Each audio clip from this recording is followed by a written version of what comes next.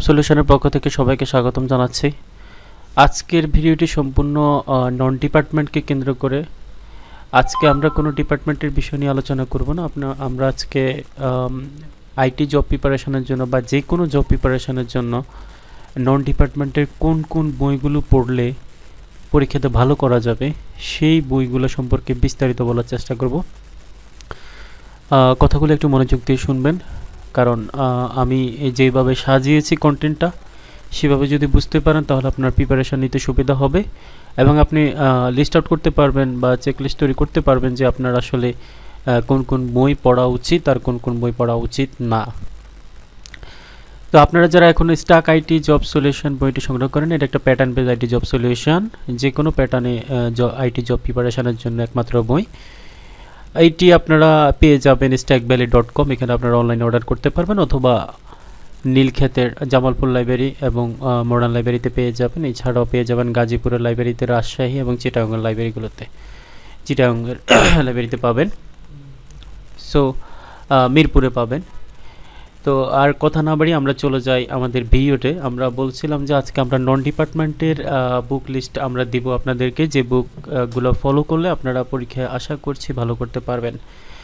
তো আজকের ভিডিওটি যারা জব প্রিপারেশন শুরু করছেন তাদের জন্য, প্লাস যারা অলরেডি শুরু করেছেন কিছু বই পড়েছেন তাদের জন্য, প্লাস যারা অ্যাডভান্স লেভেলে আছেন যে অনেকগুলো বই তারা ফলো করেছেন তাদের জন্য। সো তিন টাইপের জব প্রিপারেশান নিচ্ছেন এমন লোকের জন্যই হচ্ছে আজকের ভিডিওটি। সো ভিডিওটি একটু মনোযোগ দিয়ে শুনলে আমি মনে করি যে আপনাদের কাজে আসবে। সো আমি একটু প্রথমে যে জিনিসটা সেটা হলো আমি প্রথম যে বুক লিস্টটা দিব আপনাদেরকে সেটা হচ্ছে একবারে বিগিনারদের জন্য। আমার কাছে অনেকেই প্রশ্ন করেন যে ভাইয়া আমি শুরু করতে যাচ্ছি, তো সেক্ষেত্রে আমি কিভাবে শুরু করতে পারি। তো ডিপার্টমেন্টের জন্য সেটা বলার অপেক্ষা রাখেন, স্টাক আইটি জব সলিউশন বইটি ফলো করলে আর কোনো বই ফলো করার দরকার পড়বে না। এখন নন ডিপার্টমেন্টের জন্য আপনি কোন বইগুলো ফলো করবেন, কারণ নন ডিপার্টমেন্টেই যদি আপনি নন ডিপার্টমেন্ট থেকে বেশি প্রশ্ন আসে মোটামুটি।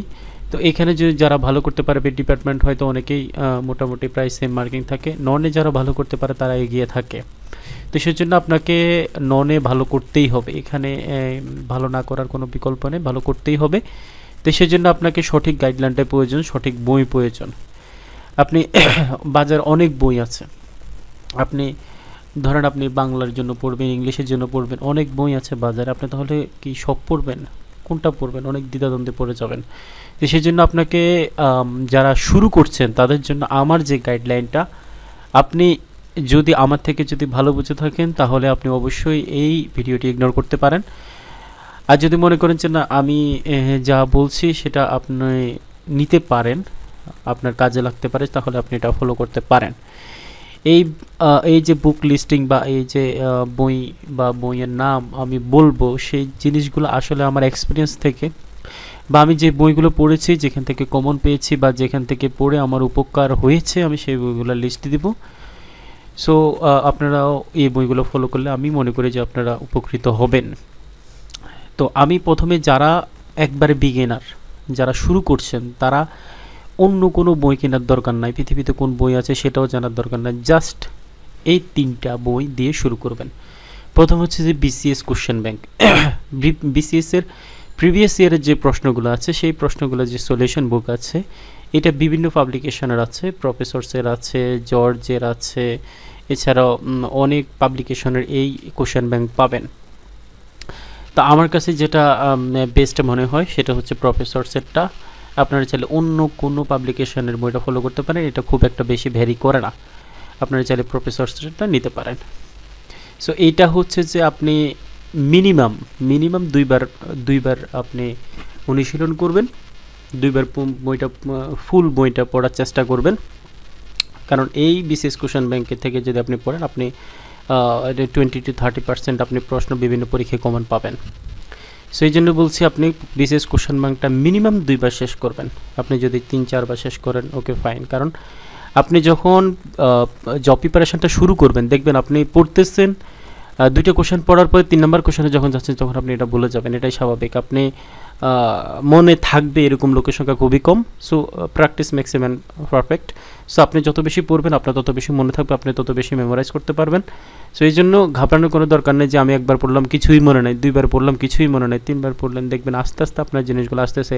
প্রথমবার পড়লেন দেখবেন যে আপনি অপশানগুলো দেখে আপনার মনে আসতেছে, 2বার 3বার 4বার যখন পড়বেন তখন দেখবেন যে আপনার অটোমেটিক্যালি কোশ্চেন দেখলে আপনার মনে আসতেছে।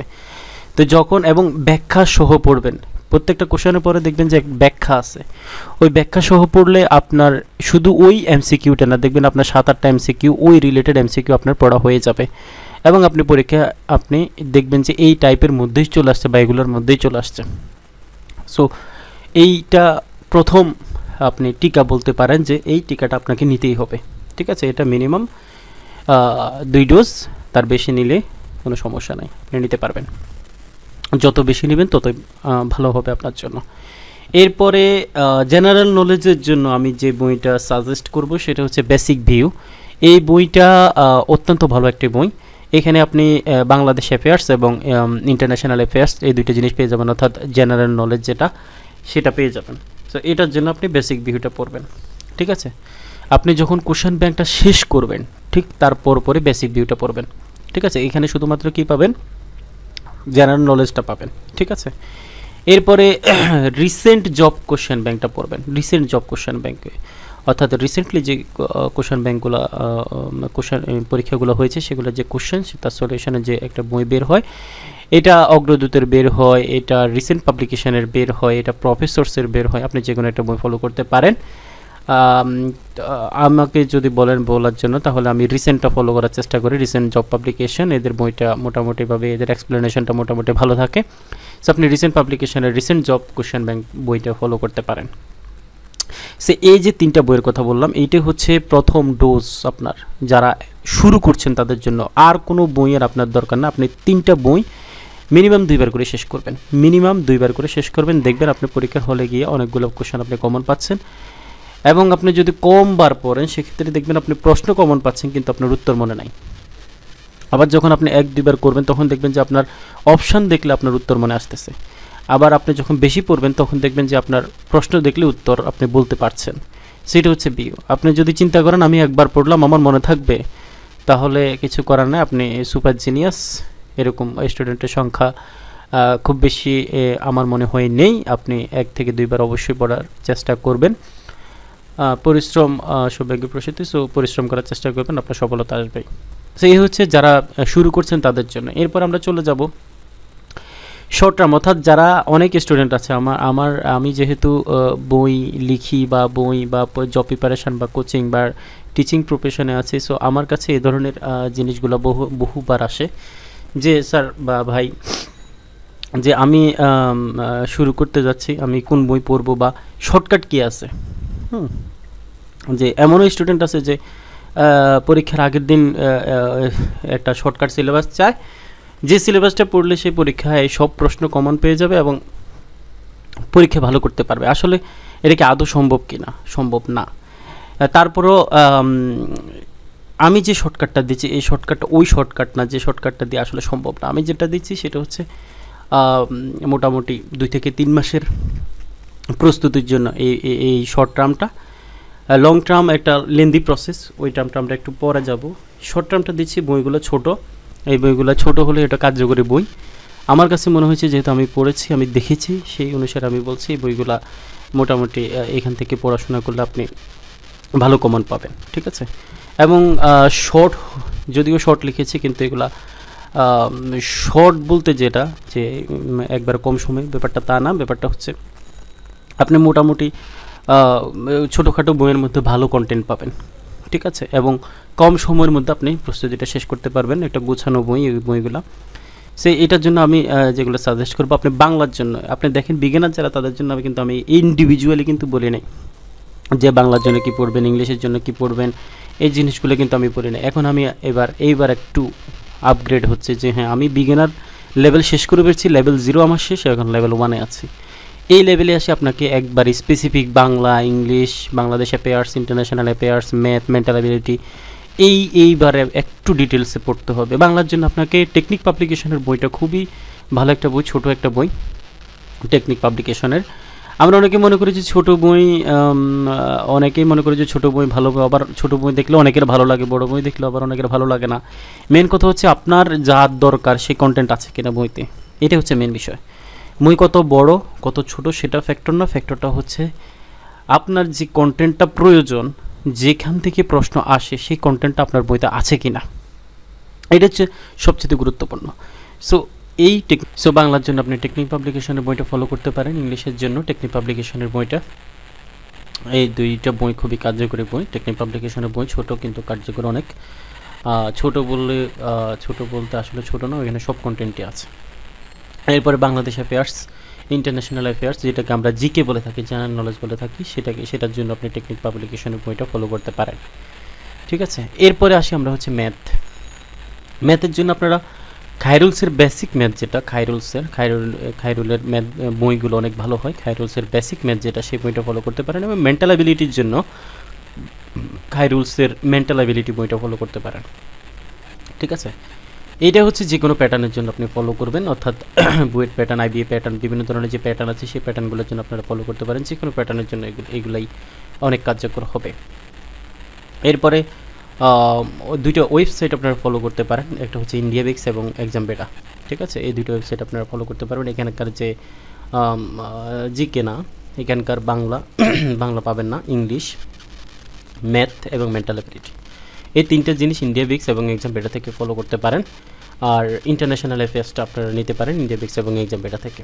ঠিক আছে, সো এই হচ্ছে বুক লিস্ট। আপনারা যারা কম সময়ের মধ্যে কার্যকরী বই দিয়ে আপনি জব প্রিপারেশন নিতে যাচ্ছেন, তাদের জন্য হচ্ছে এই বুক লিস্টটা।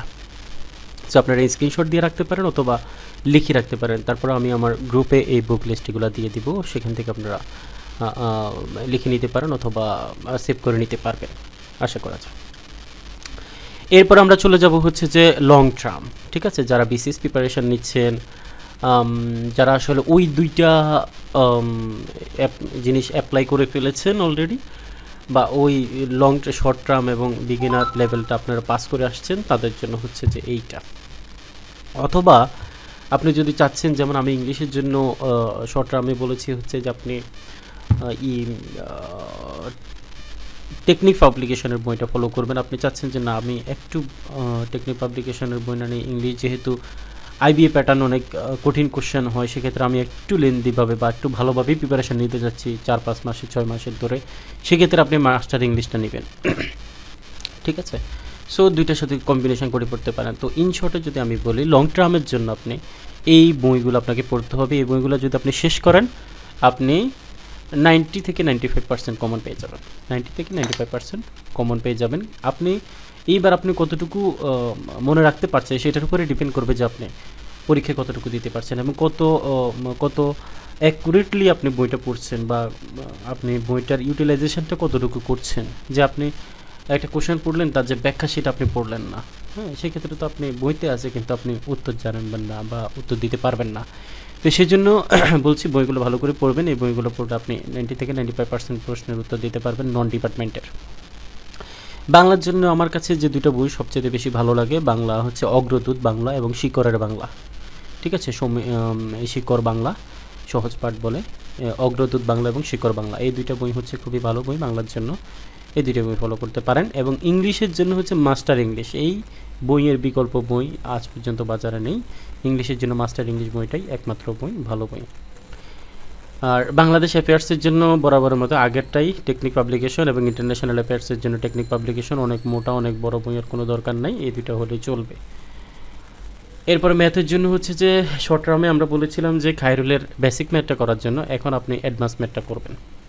ঠিক আছে, লং টার্মে এসে অর্থাৎ বেশি সময় ধরে প্রিপারেশন নিচ্ছেন, ওই বইটা শেষ, সেক্ষেত্রে আপনি বেসিকটা শেষ হলে খায়রুলের অ্যাডভান্স ম্যাথটায় হাত দেবেন, অ্যাডভান্স ম্যাথটা করবেন। এরপরে মেন্টাল অ্যাবিলিটি, খায়রুলের আগের মতো মেন্টাল অ্যাবিলিটিটাই করবেন।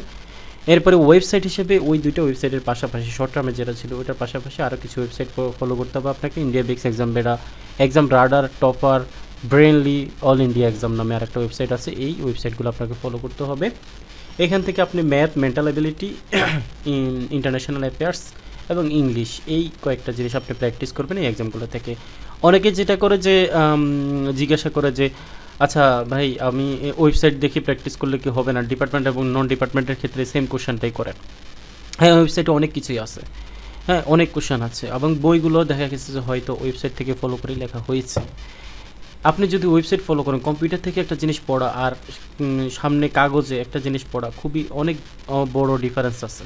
ঠিক আছে, আপনি নিজে একদিন ফলো করবেন যে আপনি ওয়েবসাইট থেকে 10টা কোশ্চেন পড়বেন আর আপনার বই থেকে 10টা কোশ্চেন পড়বেন, কোনটা বেশি মনে থাকে আপনি নিজে অ্যাপ্লিকেশন করতে পারবেন, আপনি নিজেই বুঝতে পারবেন যে আসলে কোনটা বেশি ইফেক্টিভ। তো সেই জন্য বলছি আপনি কাগজের পড়া খুবই ভালো মনে থাকে, এটা আমার এক্সপিরিয়েন্স থেকে বলছি। এই জন্য এই বই ওয়েবসাইটে থাকুক, আপনি প্রথমে আপনার বই শেষ করবেন। বই শেষ করার পরে আপনি প্র্যাকটিসের জন্য আপনি ওয়েবসাইট, আপনি বাসে আছেন, আপনি শুয়ে আছেন, আপনি কথা বলছেন, আপনি কোথাও ঘুরতে গেছেন, সেক্ষেত্রে আপনার হাতে ফোন আছে, আপনি তখন ইন্ডিয়াবিক্স খুলে সেখান থেকে একটা একটা একটা 10টা 20টা 100টা এমসিকিউ প্র্যাকটিস করেন। ঠিক আছে, কোনো সমস্যা নেই। এটাই হচ্ছে যে প্রসেস, তো এইভাবেই করতে হবে। আপনি যদি কম্পিউটারে বসে এক্সাম বিটা খুলে এইভাবে প্র্যাকটিস করেন, দেখবেন আপনি পড়তেছেন, অপশান পড়তেছেন, উত্তর দেখতেছেন, আপনার কিছুই। যদি আপনি ওই টার্মসগুলো বুঝে ফেলেন বই থেকে পড়ে বা জানেন আসলে জিনিসটা কি, নাউন কি, প্রোনাউন কি, তাহলে আপনি এক্সাম বিটা দেখে আপনি প্র্যাকটিস করেন। ওকে, এন্ড দ্যাটস গুড। এই হচ্ছে বিষয়ে, যারা লং টার্ম ধরে প্রিপারেশন নেবেন তারা এই বইগুলো ফলো করবেন। এরপরে হচ্ছে যে স্পেশাল মেডিসিন, যেটাকে আমি বলছি, প্রত্যেকটা পরীক্ষার আগে আপনি এই বইগুলো ফলো করবেন, ভালো কথা। এখন পরীক্ষা চলে আসছে, আপনি কি করবেন? আপনি ওই মুহূর্তে আপনার করণীয় কি? এই মুহূর্তে আপনার করণীয় হচ্ছে, আপনার পরীক্ষার ডেট দিয়ে দিয়েছে, এই মুহূর্তে আপনার করণীয় হচ্ছে প্রিভিয়াস ইয়ারের যে কোশ্চেন আছে ওই প্রতিষ্ঠানের বা ওই অর্গানাইজেশনের প্রিভিয়াস ইয়ারের কোশ্চেনগুলো সলভ করতে হবে, যদি আপনি কালেকশন করতে পারেন, অথবা এর রিসেন্ট যে পরীক্ষাগুলো হয়েছে, যে রিসেন্ট কোশ্চেন ব্যাংক, সেগুলো আপনি সলভ করবেন। এটাই হচ্ছে ডিপার্টমেন্ট এবং নন ডিপার্টমেন্টের মধ্যে একই মেডিসিন। এবং আপনাকে স্টাডি অ্যাকর্ডিং টু সিলেবাস। হ্যাঁ, সিলেবাস সবার কিন্তু সিলেবাস হবে না, আপনি ধরে নেবেন যে এইরকম হয়, আপনি প্রিভিয়াস কোশ্চেনটা অ্যানালাইসিস করে আপনাকে একটা সিলেবাস দাঁড় করাইতে হবে।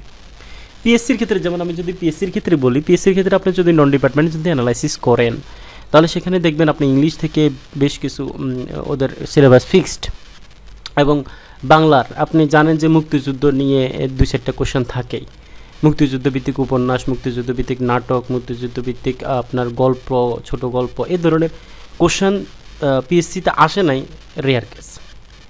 তাহলে আপনি এই যে ট্রামটা বললাম, 2-3টা কোশ্চেন আপনি পাবেনই, তাহলে এই ট্রামটা পড়ে ফেলেন, এটা আপনি একটা রিভিশন দিয়ে দেন পরীক্ষার আগে। সো এই সিলেবাসটা ধরে আপনি পরীক্ষার আগে একটা রিভিশন দিবেন এবং প্রিভিয়াস কোশ্চেনটা পড়ে আপনি পরীক্ষার হলে যাবেন, তাহলে দেখবেন যে আপনার পরীক্ষাতে আপনার ভালো হচ্ছে। এবং রিভিশন যতবার দিবেন, আপনি এতদিন ধরে বই পড়ছেন, ভালো কথা, রিভিশন দিবেন, তাহলে দেখবেন যে আপনার যেগুলো দিয়ে পড়েছেন এতদিন সবগুলো মেমোরিতে আবার রিকল হচ্ছে। সো এই হচ্ছে বিষয়। তো এই জন্য প্রিভিয়াস কোশ্চেন এবং আপনি অ্যাকর্ডিং টু সিলেবাস অনুসারে আর একটা রিভিশন দিবেন, এটা হচ্ছে স্পেশাল মেডিসিন। আমার পরীক্ষার আগে কাজটা অবশ্যই করবেন। এরপরে আপনি এইবার একটু চিন্তা করবেন যে আপনার প্যাটার্ন, আপনি কার পরীক্ষা দিচ্ছেন, কোন প্যাটার্নে পরীক্ষা দিচ্ছেন। ঠিক আছে, আপনি কি বুয়েট পরীক্ষা নিচ্ছে, নাকি আইবি পরীক্ষা নিচ্ছে, নাকি বিপিএসসি পরীক্ষা নিচ্ছে, সে এইটার উপরে কিন্তু অনেক কিছু বোঝার আছে। যেমন বুয়েট যদি নেয়, তাহলে আপনি যদি একটু খেয়াল করেন, দেখবেন বুয়েট পরীক্ষা নিলে সেখানে ম্যাথগুলো একটু অ্যানালিটিক্যাল থাকে, একটু ট্রিকি থাকে, খুব বেশি বড় কোশ্চেন দিবে না, কিন্তু একটু ট্রিকি থাকবে। হ্যাঁ, একটু ট্রিকি, জাস্ট একটু চিন্তা করলে আপনি আনসারগুলো দিতে পারবেন। ইংলিশের ক্ষেত্রে তাই, বাংলার ক্ষেত্রে তো একটু ট্রিকি থাকবে। সো এই জন্য ওই স্টাইলে পড়তে হবে। আপনি ওয়েবসাইট ফলো করেন, একটু ট্রিকি ম্যাথগুলো করেন, একটু ক্যালকুলেটিভ ম্যাথগুলো করেন, একবারে অনেক বড় ম্যাথ না করে। আবার আইবি এর ক্ষেত্রে আপনি একটু বড় ম্যাথগুলো করতে হবে, একটু ক্রিটিক্যাল ম্যাথগুলো করতে হবে। ঠিক আছে, এবং বড় কোশ্চেনগুলোই বেশি করতে হবে। হ্যাঁ, যেগুলো সচরাচর কঠিন হিসেবে আমরা ধরি, সেইগুলো প্র্যাকটিস করতে হবে, সেগুলো হচ্ছে আইবি প্যাটার্নে আসবে। সো এইটা মাথায় রেখে আপনাকে ওই জিনিসগুলো প্র্যাকটিসে নিয়ে আসতে হবে। এরপরে বিপিএসসির ক্ষেত্রে দেখেন, বিপিএসসির ক্ষেত্রে কমন জিনিসগুলা, তাদের যে সিলেবাস, তারা ম্যাথ তো করে না, ম্যাথ নিয়ে কোনো চিন্তা নাই বিপিএসসিতে। সো সেক্ষেত্রে আপনি ইংলিশের ক্ষেত্রে আপনি ওই সেম টাইপেরই কোশ্চেন করে, নাউন, প্রোনাউন, অর্থাৎ verbs of speech, narration, voice, এই জিনিসগুলো একটু প্র্যাকটিসে নিয়ে আসেন, তারা যে টাইপের কোশ্চেন করে। ঠিক আছে, সো এই থিঙ্ক অ্যাবাউট প্যাটার্ন নিয়ে একটু চিন্তা করতে হবে, তাহলে দেখবেন যে আপনি প্রিপারেশনটা আর একটু ভালো হচ্ছে। এরপরে থার্ড যে চিন্তাটা আসতে হবে সেটা হচ্ছে হুইচ অর্গানাইজেশন, আপনি কোন অর্গানাইজেশনে পরীক্ষা দিচ্ছেন। আপনি যে অর্গানাইজেশনে প্রতিষ্ঠানটা দিচ্ছেন সেটা যদি পাওয়ার সেক্টর হয় তাহলে আপনাকে অবশ্যই পরীক্ষার আগে পাওয়ার সেক্টর সম্পর্কে ভালোভাবে জেনে যেতে হবে।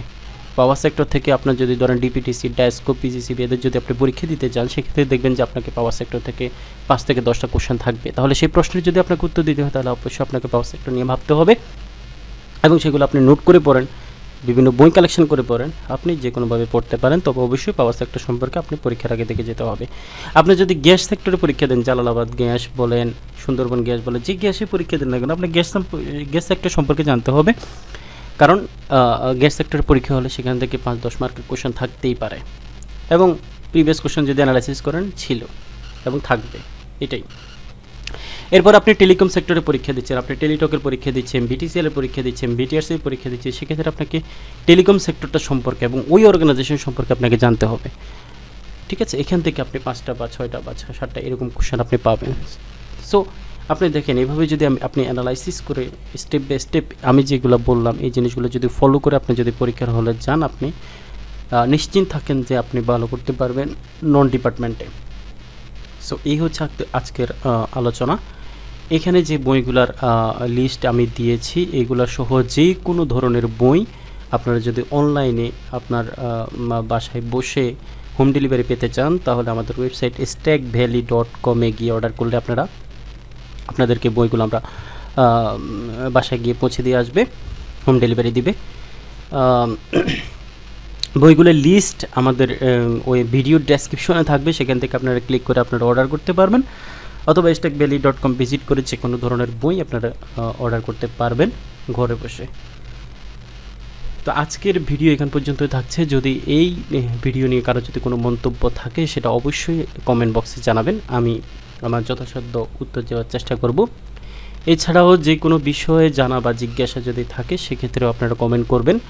আপনাদের কমেন্ট পেলে আমাদের ভালো লাগবে, আপনাদের কমেন্ট পেলে আমরা পরবর্তী ভিডিও তৈরি করার